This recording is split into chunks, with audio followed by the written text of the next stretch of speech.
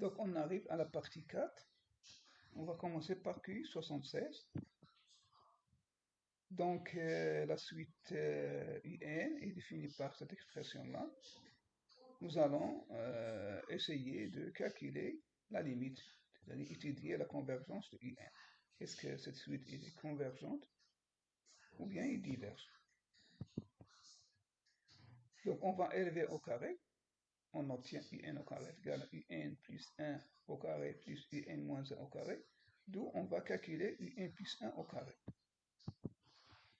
Donc voilà, donc on peut tirer la valeur de UN au carré plus 1 est égal à UN moins 1 au carré moins 2 UN au carré. Voilà. Voilà. Donc la suite UN, donc on peut Vn égale à UN plus 1 au carré, satisfait donc à la relation de récurrence linéaire. Vn plus 1 égale à 2 Vn moins 1.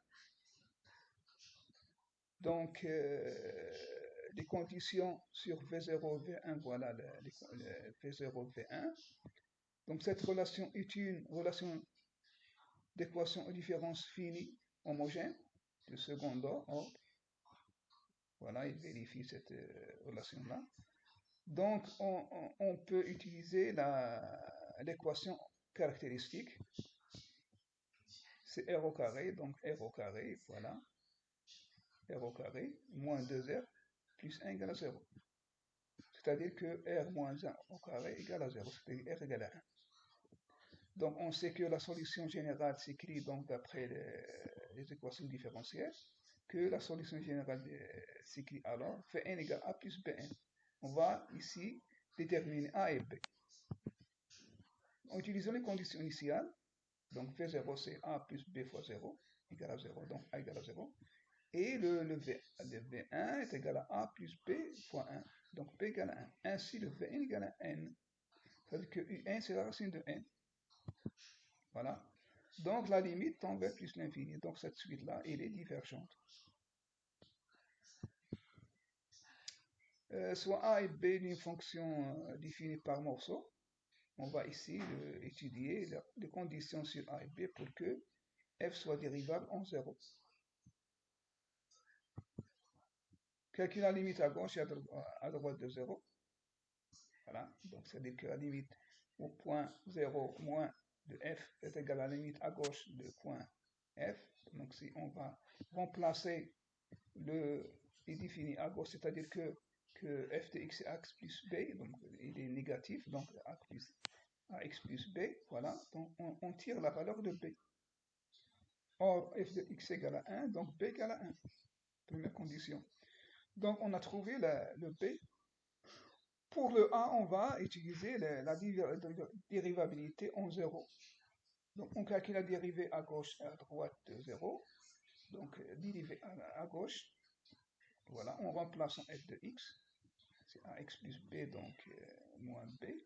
Donc, on aura ax sur x égale à a. Et de même, f' droite. C'est f de x moins f de 0, c'est x moins 1. Et en remplaçant, donc c'est 1 sur x plus 1 moins 1 sur x. Après calcul, on aura moins x sur x plus 1. Donc le f' de dérivée à gauche égale à dérivée à droite. C'est-à-dire que f' d égale à f' de 0, c'est le moins 1. C'est-à-dire que a égale à moins 1. D'où le b égale à 1 et le a c'est moins 1. Passons à Q78. On prend la fonction 3x carré plus 2x plus b.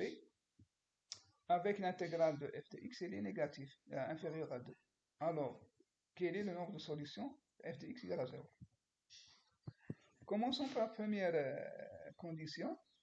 On va calculer cette intégrale-là, plus b ici. Donc, c'est la primitive.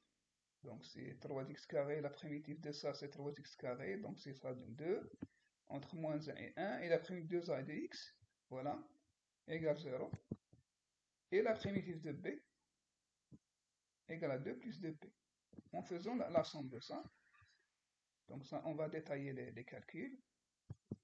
Voilà, l'hypothèse l'intégrale elle est inférieure à 2, c'est-à-dire que 2 plus 2b est inférieur à 2. Donc b est négatif. Revenons à l'expression de f de x. 2x plus ax plus b égale à 0. Le discriminant, on calcule le discriminant, ça c'est positivement 4 3 fois b. On sait que b il est négatif. Donc ce discriminant il est positif, quel que soit b, négatif. Donc le delta il est positif. Le delta est positif, donc l'équation admet deux racines distinctes. Donc l'équation f de x admet deux solutions réelles distinctes. D'accord? 70, on prend f de x égale à cette fonction-là, cette somme-là. L'équation réduite de la tangente C au point à d'abscisse 1 est.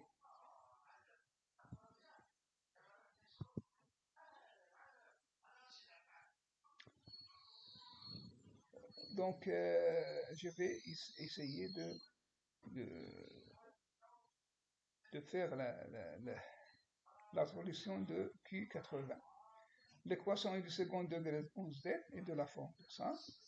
On va chercher alpha tel que le triangle OM d'affixe Z1 et M d'affixe Z2 soit équilatéral. Alors, méthode géométrique, 3 points O, Z1, Z2, 3 points dont un O, M de Z1, M de Z2 forment un triangle. Si seulement si, on aura Z2 fois Z1 égale exponentielle pi sur 3. Ou bien Z2 égale à Z1 exponentielle moins pi sur 3. C'est-à-dire que OM égale à OM1 égale à OM2 et l'argument c'est pi sur 3. D'accord?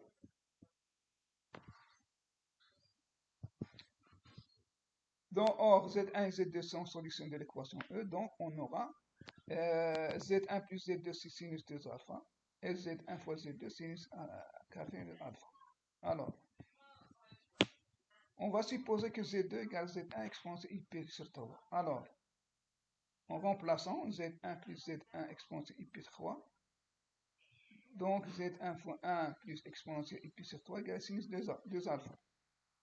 Et on va utiliser le produit, c'est-à-dire que c'est égal à sinus sinus carré de alpha. Notons que 1 plus exponentielle pi sur 3 est égal à 1 plus 1 demi plus i racine 3 sur 2 est égal à 3 demi i racine 3 sur 2. Soit, donc on prend Z1 c'est r exponentielle i θ. Alors, Z1 facteur de 1 plus exponentielle pi sur 3 est égal à ce complexe-là, qui est égal à sinus 2 alpha.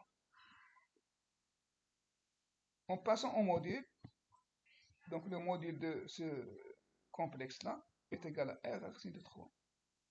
D'accord? Alors, donc on a le module de la valeur absolue de sinus 2 alpha est égal à r racine de 3. Et le produit de module c'est Z1 au carré est égal à sinus alpha au carré. C'est-à-dire que r au carré égale à sin alpha au carré. Puisque r est positif parce que ça c'est le module, donc on aura le r sinus alpha. Donc on aura sinus 2 alpha, valeur absolue, sinus alpha égale à racine de 3. Or, en remplaçant sinus 2 alpha par 2 sinus alpha cos alpha, en simplifiant que sinus alpha est différent de 0 parce que alpha est compris entre 0 et pi sur 4, alors on obtient cos alpha racine 3 sur 2.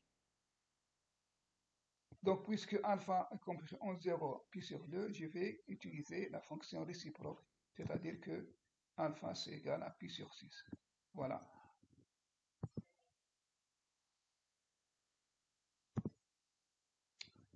Passons à 90. Pour tout entier naturel non nul, on aura fn de x exponentielle moins x moins nx. Donc, on va supposer que quelle que soit une étoile, il existe une suite unique, bornée sur 0,1, telle que l'image de cette suite-là par fn égale à 0. on va étudier la limite de n fois an. Alors, on a f an égale exponentielle moins an moins n an, d'où le exponentielle moins an égale na.